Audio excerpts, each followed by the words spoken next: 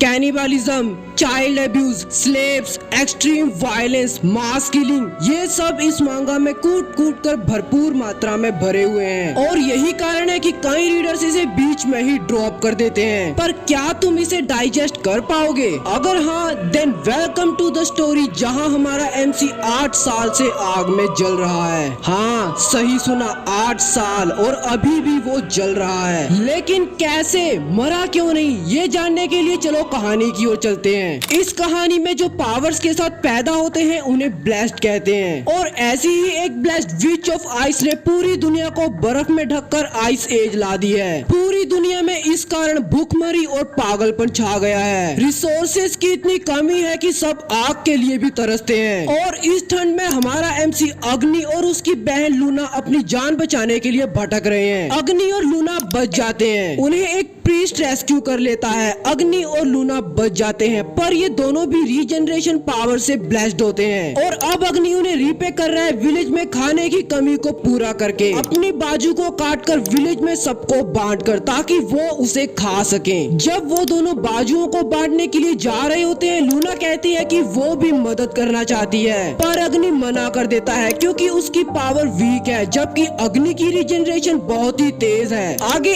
एक आदमी बाना के घर जाकर पता चलता है कि वो उसके मीट को नहीं खा रहा था और इस कारण भूख से मर गया है। अग्नि रोने लगता है कि अगर पहले वो नोटिस कर लेता तो वो बच जाता, पर लूना कहती है कि ये उसकी गलती नहीं बल्कि विच ऑफ आइस की गलती है, उसके कारण उनके मम्मी और पापा भी नहीं बच पाए। घर जाकर अग्नि की बहन उसकी बाजू से खाना बनाती है, जिसे वो दोनों खाकर सोने के लिए चले जाते हैं। लूना कहती है कि उसने आइस एज से पहले की दुनिया नहीं देखी, पर अग्नि ने उससे पहले की दुनिया देखी होती है, इसलिए लूना उससे वादा करने के लिए कहती है कि जब सब कुछ ठीक हो जाएगा तो वो उसके साथ वो दुनिया जरूर देखे। पर ये बातें यही खत्म नहीं होती, क्योंकि अब लूना अग्नि से पूछती है कि क्या वो बच्चा पैदा करना चाहता है। अग्नि मना कर देता है क्योंकि वो दोनों सिबलिंग्स हैं। लूना कहती है कि विलेज में बस वो दोनों ही यंग हैं। अग्नि फिर से मना कर देता है और वो दोनों सो जाते हैं। सुबह हो जाती है और वो दोनों बाना के फ्यूनरल के लिए चले जाते हैं। प्रीस्ट सबको कहता है कि उन सबको बाना की तरह ह्यूमन फ्लैश यानी कि अग्नि की बाजू को रिजेक्ट नहीं करना है, चाहे तुम सबको बाकी के सारे दर्द सहने पड़े, पर मौत को एक्सेप्ट नहीं करना है। इसके बाद प्रीस्ट लूना और अग्नि को दूध देता है जो कि उसे किसी ट्रैवलर से मिला होता है, ताकि उन्हें ठंड ना लग जाए और विलेज को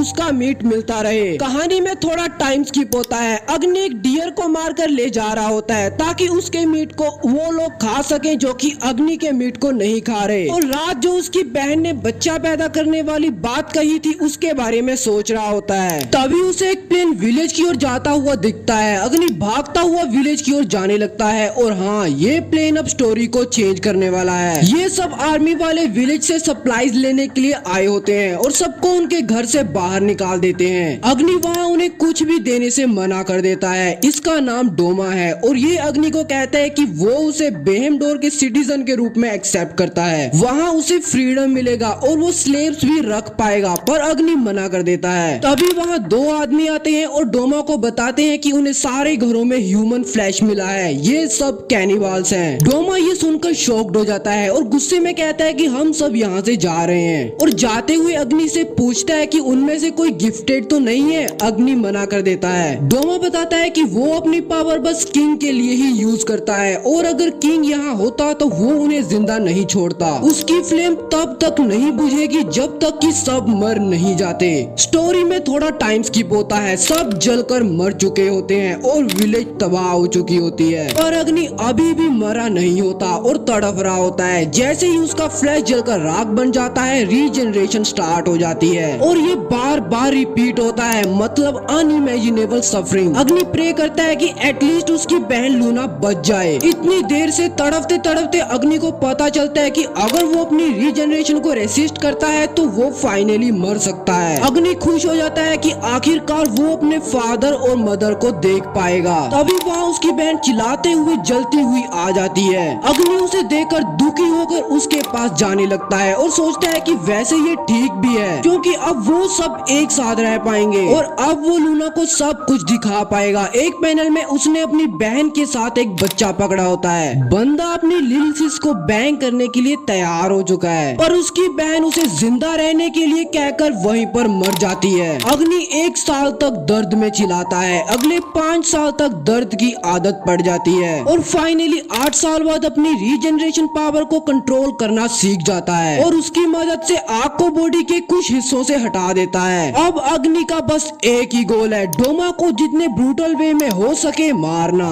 स्टोरी एक गाड़ी की ओर कट हो जाती है जिसमें आर्मी वाले कुछ स्लेव्स को भर के ले जा रहे होते हैं। एक बंदे को सूसू आ जाता है और वो गाड़ी को रुकवा देता है। नीचे उतरकर स्लेव्स के सामने ही सूसू करने लगता है और बाकियों को कहता है कि वो बूढ़े लोगों को यही मार देंगे। एक औरत अपने बच्चे के लिए पानी मांगने लगती है। बंदे की ब्लेसिंग इसे नथिंग से आयरन क्रिएट करना अलाउ करती है, जिसकी मदद से वो गिलास बनाता है और उसमें टॉयलेट करके पीने के लिए दे देता है और कहता है कि इसमें भगवान की ब्लेसिंग्स हैं और 10 सेकंड में वो इसे गिरा देगा। औरत उससे गिलास ले लेती है और अपने बच्चे को पिलाने लगती है। सब हंसने लगते हैं। गाड़ी के अंदर से एक लड़की उसे घूर रही होती है। आर्मी वाला गुस्से में उसे भी मारने के लिए बाहर निकाल लेता है। एक बंदा सबको एक एक करके मार देता है, पर एक लड़की को मारने से रुक जाता है। कारण पूछने पर वो बताता है कि कोई उनकी ओर आ रहा है। आर्मी वाला अपनी पावर से ट्रांसफॉर्म हो जाता है और अग्नि को मारने के लिए चला जाता है। अग्नि को वो सब देखकर अपनी विलेज का इंसिडेंट याद आ जाता है। आर्मी वाला उस पर हमला करता है। थोड़ा टाइम स्किप होता है और इसके बाद हमें देखने के लिए मिलता है कि अग्नि ने सबको जिंदा जलाकर मार दिया है। स्टोरी पास्ट की ओर कट हो जाती है जहां अग्नि और लूना अपने पापा के साथ बैठे होते हैं, पर कुछ लोग उनके घर में घुसकर उनके मम्मी और पापा को मारकर ठंड से बचने के लिए एज अ फ्यूल यूज कर लेते हैं और इन दोनों को भी इनकी ब्लेसिंग के कारण शैकल्स लगाकर रखा होता है एज अ फ्यूल यूज करने के लिए। एक बंदा अपने आदमी को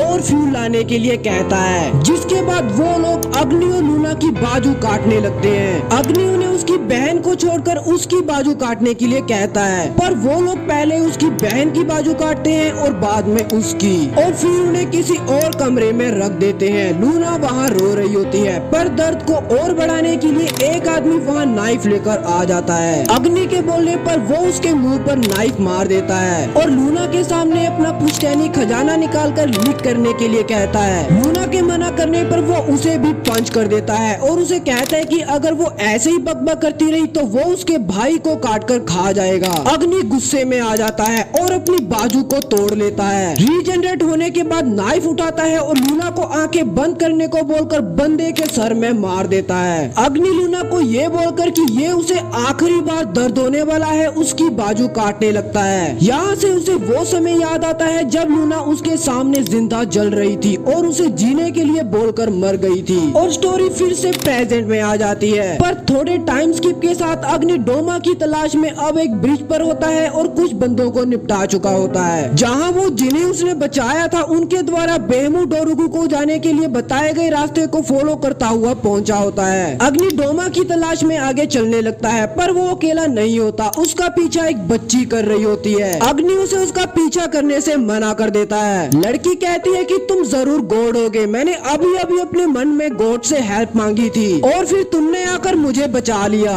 अग्नि उसे कहता है कि वो भगवान नहीं है, उसका नाम अग्नि है और उसने कभी भी उसे बचाने के बारे में नहीं सोचा था और वो उसका पीछा क्यों कर रही है। सान कहती है क्योंकि वो होमलेस है और अग्नि वार्म है, अगर वो ठंड में जम गई तो फिर वो यमी फूड नहीं खा पाएगी। अग्नि उसे कहता है कि उसे इससे कोई फर्क नहीं पड़ता। अग्नि और सान को कुछ लोग छिपकर देख रहे होते हैं और कह रहे होते हैं कि यही है जिसने हमारे सारे सोल्जर्स को मार दिया। देखने से लगता है कि इसकी ब्लेसिंग आ गए। ये सब डिसाइड करते हैं कि रात को हमला करेंगे और अभी के लिए बस पीछा करेंगे और उन्होंने सुना है कि जो उसे मारेगा उसे एक फीमेल स्लेव मिलेगी। रात हो जाती है और सान थक कर गिर जाती है और पास्ट के बारे में सोचने लगती है। जब विलेज वालों ने उसे कहा था कि भगवान ने उसे विलेज से बाहर जाकर रहने का आदेश दिया है और उसके भाई ने उसे बताया था कि वो सब झूठ बोल रहे हैं और खाने की कमी होने के कारण उसे वहाँ से निकाल रहे हैं और उसे शुगर नंबर देकर वहाँ से विदा कर दिया था।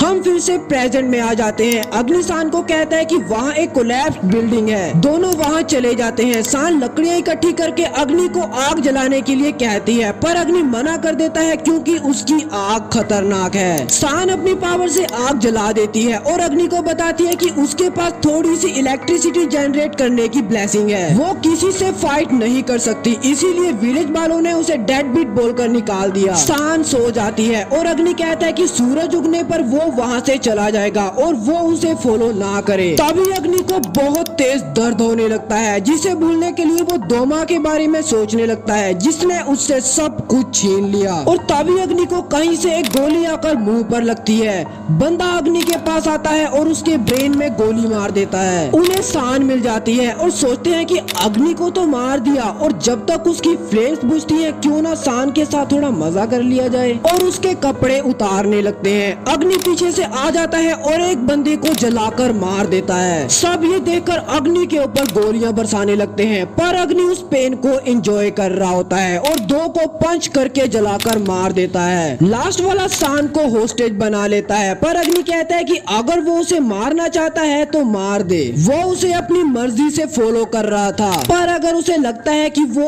अग्नि को मार सकता है तो वो ट्राई कर सकता है। शान रोते हुए कहती है कि अगर वो मर भी गई तो भी वो उसके हिस्से के साथ जीना जारी रखे। अग्नि को ये सुनकर लूना के फाइनल मोमेंट याद आ जाते हैं। शान अपनी ब्लेसिंग का इस्तेमाल करती है पर उसे कोई फायदा नहीं होता, पर वो सब नोटिस करते हैं कि बहुत ही तेजी से बर्फ उनकी ओर आ रही है, जिसमें कि वो सब दब जाते हैं। अग्नि की बॉडी पर अग्नि होने के कारण उसे कुछ नहीं होता, आइस मेल्ट हो जाती है, पर शान की बात को याद करके वो उसे ढूंढने लगता है और उसका हाथ ढूंढ लेता है। बर्फ में दबा हुआ शान पास्ट के बारे में सोच रहा होता है, जहाँ से हमें पता चलता है कि शान को विलेज से इसीलिए निकाला गया था क्योंकि उसे छोड़कर बाकी सबको प्लेग हो गई थी और शान ने उन सब की बातें सुन ली थी, इसीलिए शान को सच्चाई पता होती है। हम प्रेजेंट में आ जाते हैं। शान कहता है कि ये एक मिरेकल है और अग्नि को एक गॉड ने भेजा है, पर अग्नि कहता है कि ये बस एक चांस था और वो इसीलिए बच गया क्योंकि वो उसके साथ था। अग्नि वहाँ से जाने लगता है और उसका पीछा करने से मना कर देता है, पर शान उसकी बात नहीं मानता और उसका पीछा करना जारी रखता है। अपने डोमा को ढूंढने के सफर में अग्नि को कुछ घर दिखते हैं और उधर से शान को सुसु आ जाता है और अग्नि को थोड़ी देर वेट करने के लिए बोलकर मूत्र विसर्जन करने लगता है। हल्का होने के बाद शान मुड़कर देखता है तो उसे बस चारों ओर सफेद बर्फ दिखाई देती है। वो समझ जाता है कि अग्नि ने उसे डिच कर दिया है, लेकिन अग्नि जिस रास्ते भागा होता है वहाँ से बर्फ मेल्ट हो चुकी होती है। शान ये नोटिस कर लेता है और अग्नि को ढूंढने के लिए जाने लगता है, पर उसे एक आवाज सुनाई देती है और वो डर जाता है कि कहीं ये विच ऑफ आइस तो नहीं, और भागते हुए गिर जाता है। शान उठकर देखता है तो उसके आगे एक आदमी खड़ा होता है। वो उसे उसकी मदद करने के लिए कहता है और शान को अपने साथ ले जाता है। शान के नाम पूछने पर वो उसे अपना नाम जुदा बताता है। शान अग्नि को देखकर जोर से उसका नाम चिल्लाता है और उसकी ओर भागते हुए जाने लगता है, पर इससे पहले कि शान अग्नि के पास पहुंचता, जुदा उसके पास पहुंचकर उसका सर काट देता है, लेकिन इसके कारण उसकी अपनी बाजू भी जलने लगती है। जुदा उस बाजू को काट देता है और रीजनरेट करने लगता है। इसके बाद वो बाकी सबको भी बता देता है कि उसने अग्नि को ढूंढ लिया है और बाकी सब भी वहाँ आ जाते हैं। जुदा उन्हें बताता है कि इसके पास भी उसकी तरह रीजनरेटिव पावर है और ऊपर से डोमा की आग में जल रहा है। वो सब अग्नि पर गोलियां चलाते रहे, इससे उसकी रीजनरेटिव पावर स्लो हो जाएगी। सब अग्नि पर लगातार गोलियां चलाने लगते हैं। जुदा साइड में जाकर अपना चश्मा और टोपी उतार देता है, जिसे देखकर अग्नि बिल्कुल हैरान हो जाता है क्योंकि उसकी शक्ल उसकी बहन लूना से मिलती है और वो एक लड़की है। वो लोग अग्नि के सर को वापस ले जाने के लिए उसे फायर रेसिस्टेंस क्लॉथ से कवर कर देते हैं। जुदा उन्हें बताती है कि ये 6th जनरेशन के रैली की बस एक कॉपी है, इसीलिए डोमा की फायर के आगे ये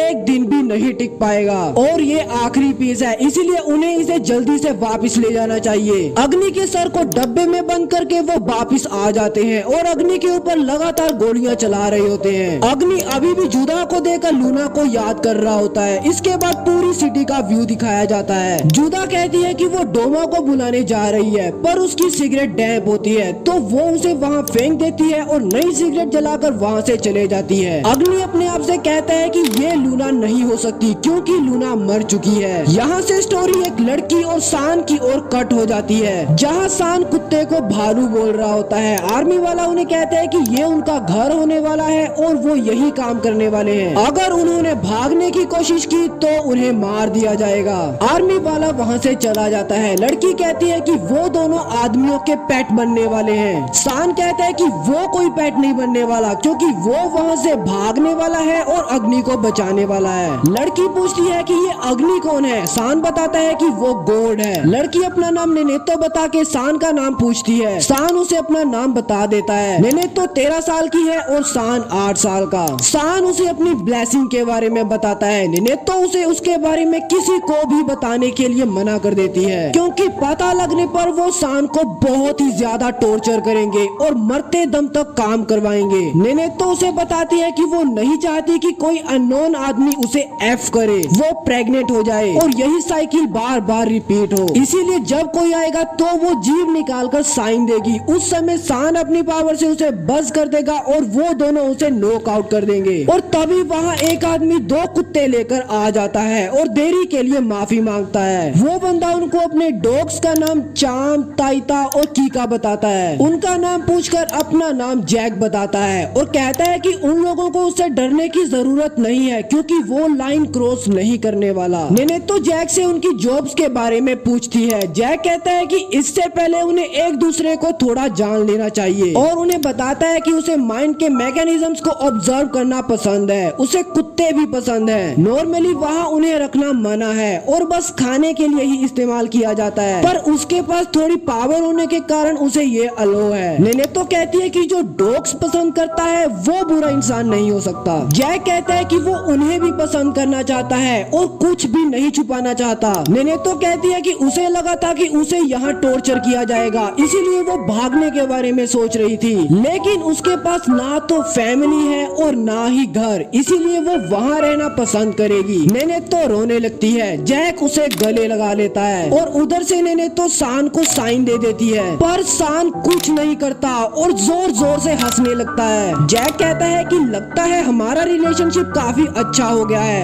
अब तुम लोगों को तुम्हारा काम बताने का समय हो गया है। तुम्हारा काम इन 2 डॉग्स से फक होना है। नेनेतो ये सुनकर शॉक्ड हो जाती है, पर सान कहता है कि ये फक होने का क्या मतलब होता है। जैक कहता है कि पैंट को उतार दो और अपने बट को ऊपर की ओर रेज करो। सान उसी समय अपनी पैंट उतार कर अपने बट को ऊपर की ओर रेज कर देता है, पर नेनेतो और जैक उसी समय उसे देखकर शॉक्ड हो जाते हैं कि उसके पास एक पीनस है। जैक गुस्सा हो जाता है कि आखिर उसे प्रॉमिस की गई 2 लड़कियां कहाँ है। उसी समय सान जैक को बस कर देता है और नेनेतो के साथ भाग जाता है, पर रास्ते में ही गिर जाता है, क्योंकि इवान उसके दोनों पैरों को काट चुका होता है। इससे पहले कि इवान इन दोनों को मारता, जैक वहाँ आ जाता है और उन्हें मारने से मना कर देता है, क्योंकि अब सान को बांध दिया जाएगा और अब वो अपनी पूरी जिंदगी बिना रुके इलेक्ट्रिसिटी एमिट करेगा। इवान सान को जैक की ओर थ्रो कर देता है। जैक सान को हील करके इवान को सौंप देता है। स्टोरी यहाँ से कट हो जाती है और अब जुदा, इवान और जैक एक साथ बैठे होते हैं। इनकी बातों से पता चलता है कि डोमा को एक साइकोलॉजिकल डिसऑर्डर हो गया है और जुदा ने उसे अग्नि से मिलने के लिए बुलाया है। अब वो आदमी जिसके कारण अग्नि अपना हर दिन दर्द में गुजारता है, जिसके कारण उसकी बहन उसके सामने जिंदा जलकर मर गई, उसके सामने आने वाला है। और ये तो कुछ भी नहीं, अगले पार्ट में तो और भी बहुत कुछ होने वाला है। मजा आया हो तो इस हॉरर गोर मांगा को भी ट्राई जरूर करना। लाइक करके कमेंट में जरूर बताना कि चेंसॉ मैन के मांगा का कि ये मांगा कैसी लगी। नहीं किया है तो सब्सक्राइब भी कर ही लेना। अगर कर रखा है और देखते हुए यहाँ तक पहुँच गए हो तो भाई दिल से थैंक यू। बाकी मिलते हैं अगली वीडियो में, तब तक के लिए टेक केयर।